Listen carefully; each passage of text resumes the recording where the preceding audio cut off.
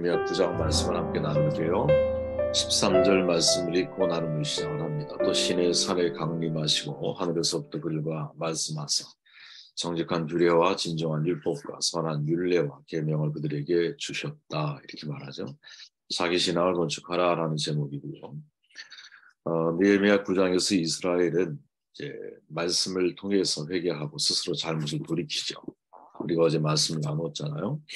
그때 느헤미야는 조상들의 역사를 거론하면서 모세를 통해 주신 말씀에 대한 반응이 행복과 불행을 결정하는 기준이었다라는 사실을 강조하고 있죠. 그리고는 나름대로 모세의 규례와 율법과 계명에 대한 자기 이해를 표현하고 있는데 그게 바로 우리가 읽고 있는 13절 이 한 절 말씀에 압축되어져 있습니다. 네. 저는 이것을 보면서 무슨 생각을 했느냐. 느헤미야가 자기만의 신앙을 분명히 가지고 있는 사람이구나.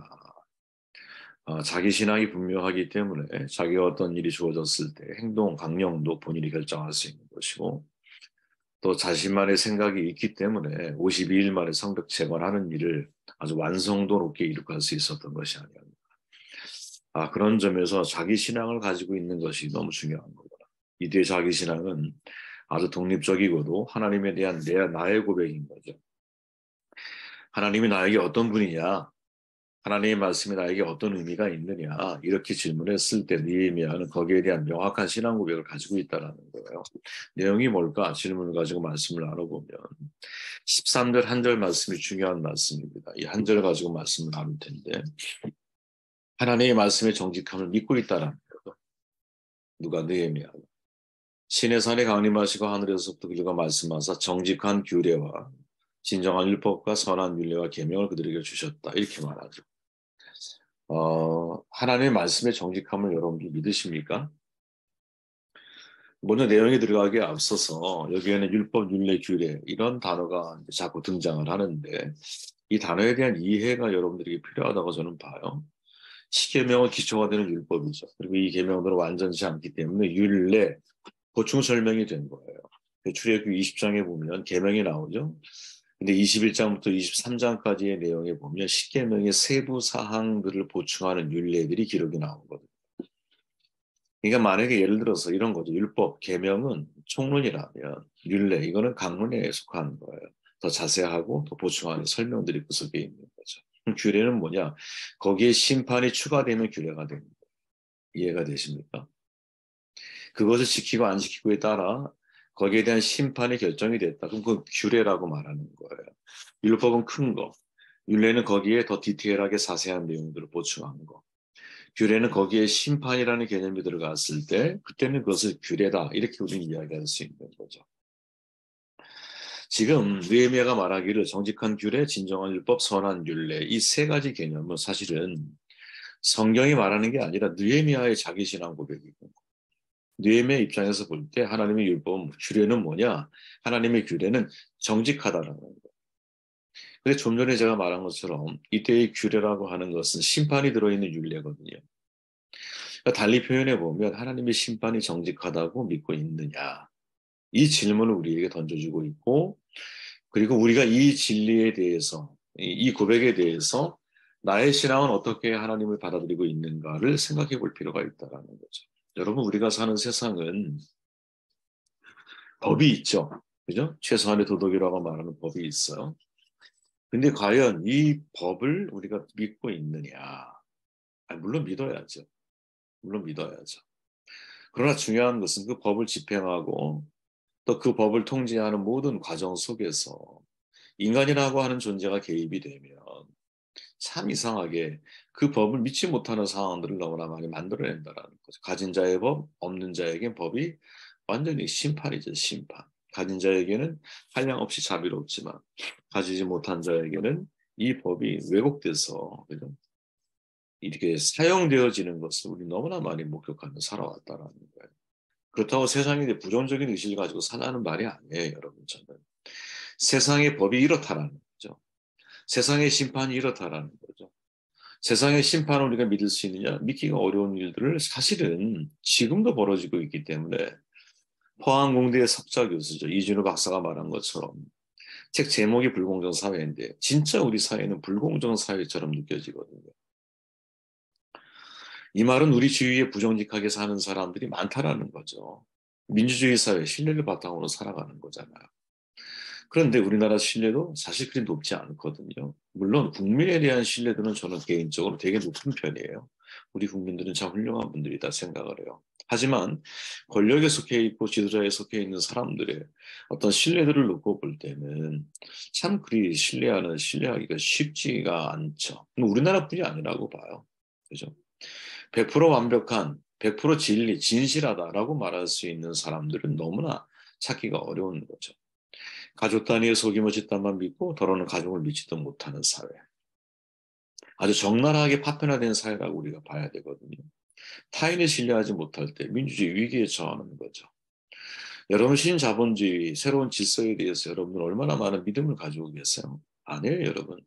저는 절대 여기에 대해서 믿음이 없어요. 이것은 결국 만문에 의해서 과거 우상의 마지막 종류는 뭐냐면 자기를 신격화시켜서 세상을 1인, 우리가 출애굽기 말씀을 나눌 때 말씀을 나눴지만 세상의 길이라고 하는 것은 소수에 높아진 사람들을 위해서 나머지 사람들이 마치 종과 노예처럼 인생을 살아가는 그러한 흐름과 시대를 우리는 지금도 살아가고 있는 거거든요. 아니라고 부정할 수 있을까요, 여러분? 그러나 하나님은 상황과 상관없이 절대 정직하신 분이죠. 하나님의 심판은 정직한 심판이다라고 믿어요, 우리는. 하나님은 평등의 하나님이 아니에요. 공평의 하나님이에요. 평등이라는 것은 모든 것을 다 똑같이 해결시키는 거잖아요. 아니에요. 이 세상에 태어난 모든 사람들은 다 다르거든요. 네. 우리는 평등하게 태어나지 않아요, 여러분. 그죠? 어떤 이는 정말 금수저를 들고 태어난 사람도 있고, 어떤 이는 태어날 때부터 흙수저고, 어떤 사람은 건강하게 태어나지만, 어떤 사람은 장애인이고, 어떤 사람은 뛰어난 재능이 있어, 어떤 사람은 무능하게 태어난 사람도 있거든요. 평등하지 않아요. 근데 하나님은 공평하신 분이에요. 우리는 그 사실을 믿는 거거든요. 우리는 세상의 심판이 여러분 정직하다고 믿지만 100% 정직하다고 확신하는 사람은 아무도 없다고 봐요. 근데 하나님의 심판은 여러분 100% 정직하신 분이죠. 왜? 하나님은 획일적으로 판단하신 분이 아니에요. 그러니까 절대적인 기준을 가지고 하나님이 우리를 대하시는 분이 아니라 상대적인 기준, 하나님은 나와 1대1 관계 속에서 나의 삶을 심판하시는 분이기 때문이거든요. 절대적인 기준을 놓고 볼 때는 여러분, 우리 중에 희망이 있는 사람이 없어요. 제가 볼 때. 그러나 상대적으로 하나님이 나를 바라보실 때는 내가 살아온 삶의 환경, 내가 그때 그런 일을 선택할 수밖에 없었던 나의 연약함, 이 모든 것들을 하나님은 나를 감안하셔서 나에게 맞는 심판을 하나님이 하시는 것이죠. 물론 구원에 관련돼서는 예수 그리스도 외에는 구원이 없어요. 우리는 이 사실을 믿고 있어요. 그러나 하나님의 심판 앞에 섰을 때는 내가 살아온 삶의 모든 과정들에 대해서 상대적으로 하나님 앞에 평가를 받는 거지 절대적인 기준을 가지고 평가를 받는 게 아니거든요. 그렇게 그것은 엄청난 은혜가 그 속에 동반되기 마련이고 그 은혜 가운데 심판이 주어지고 그 심판은 우리에게 내가 풀을 달 수 없는 정직한 심판이 될 수밖에 없는 거죠. 이 사실을 여러분들이 믿고 있느냐.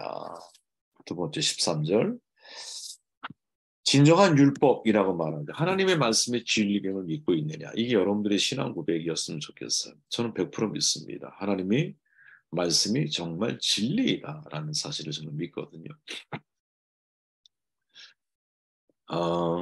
이렇게 말하죠. 예수님은 진리를 알지니 진리가 너희를 자유케 하리라. 진리가 뭐냐? 여기에 대한 명쾌한 답은 예수님 스스로 하셨어요. 나는 길이요 진리요 생명이다. 그러니까 내가 길이요 진리요 생명이기 때문에 나로 말미암지 않고 하나님께로 올 자가 아무도 없어. 진리가 곧 자신이라는 사실을 천명하시죠. 여러분 예수님이 진리라는 사실을 믿으시죠. 믿기 때문에 우리가 이 새벽에 하나님 말씀에 대해서 묵상하고 믿기 때문에 내가 예수님이 내게 원하는 삶을 살아가기 위해서 노력을 하는 것이죠. 그죠? 스펄전 목사님이 이런 고백을 하죠. 우리의 성화를 이루는 장본인은 하나님의 영이지만 성화에 필요한 가시적 대행자로 우리가 절대 잊으면 안 될 것은 바로 하나님의 말씀입니다.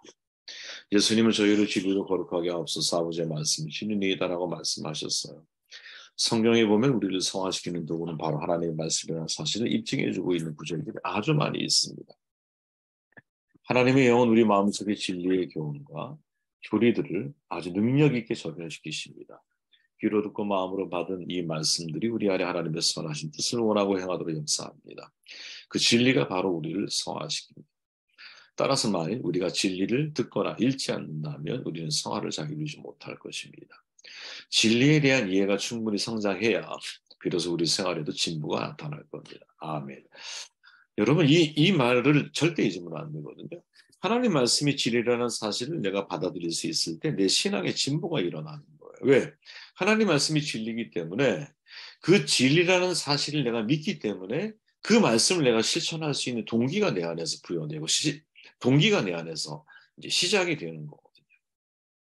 그런데 많은 그리스도인들이 여러분 하나님 말씀이 진리라는 사실에 이유를 고백을 하는데 삶을 통해서 고백하지 못하는 일상 속에서 고백하지 못하는 이유는 뭐냐면 그 진리가 여러분 너무나 역설적이기 때문에 아니 받아들이지 못하는 게 아닐까. 이제 개인적인 생각이에요. 제 개인적인 생각으로는 진리라는 사실을 입으로는 고백하는데 왜 삶 가운데 실천하지 못할까? 성경이 말하고 하나님이 말씀하신 진리가 너무나 역설적이기 때문에 그런 거죠. 그러니까 세상의 눈으로 볼 때는 이렇게 살면 해답이 없을 것처럼 보인다는 거야. 쉽겠다. 이사야가 말하잖아요. 내 생각은 너희 생각과 달라. 내 길은 너희 길과 달라. 그러나 내 길이 높아. 내 생각이 높아. 이렇게 하나님이 말씀하시죠. 성경의 진리는 여러분 패러독스라고 그러잖아요. 역설적 진리로 되어 있거든요. 그렇게 사람들이 쉽게 받아들이기가 어려운 거예요. 자, 주는 것이 받는 것보다 복돼. 여러분 이게 사실 인생 살아가는 쉬운 게 아니잖아요. 왜? 인간은 이기적인 존재잖아. 받는 게 더 행복하지. 근데 주는 게 더 복되다고 말을 해요. 높아지려면 어떻게 돼? 낮아져야 돼. 으뜸이 되고자 해? 그럼 종이 돼야 돼. 여러분 이걸 누가 원하겠습니까? 세상에서. 죽고자 하면 살 거야. 살고자 하면 죽을 거야. 여러분, 이 말을 어떻게 세상 사람들이 받아들일 수가 있겠어요? 세상의 생각과 하나님의 생각은 다르거든요. 그리스도인이 된다는 것은 내 생각을 버리고 하나님의 생각을 따르는 거잖아. 왜? 하나님 말씀이 진리라고 믿기 때문에. 그렇기에 세상은 절대 주는 것보다 받는 것을 치우치고 정말 높아지기 위해서 더 높이 더 멀리 더 빠르게 추구하며 인생을 살아가잖아요. 세상은 여러분 죽고자 하지 않아 살고자 하지. 살려고 하니까 여러분 그죠? 생명 연장의 꿈을 실현하기 위해서 불로장생을 꿈꾸고 그걸 과학으로 이루어내려고 애를 쓰는 거 아니겠어요? 복제 인간을 왜 만들어요? 그죠? 그런데 성경은 정반대로 말하고 있다라는 거지. 정반대로 말하고 있기 때문에 그것이 세상에 물들어 있는 우리들의 시각이나 생각에서는 너무나 역설적이고 야, 이게 과연 진리야? 이대로 살면 정말 이게 행복하고 기쁘고 이게 정말 이게 정말 좋은 삶이야? 이 질문에 대해서 내 스스로 거기에 대한 답을 내리지 못하는 거죠. 그러나 반대로 여러분 그 역설적 진리가 진짜 진리라는 사실을 믿고 있는 사람이라면 그 시각을 가지고 세상을 볼 수 있어야 되는 거예요. 진보의 역설.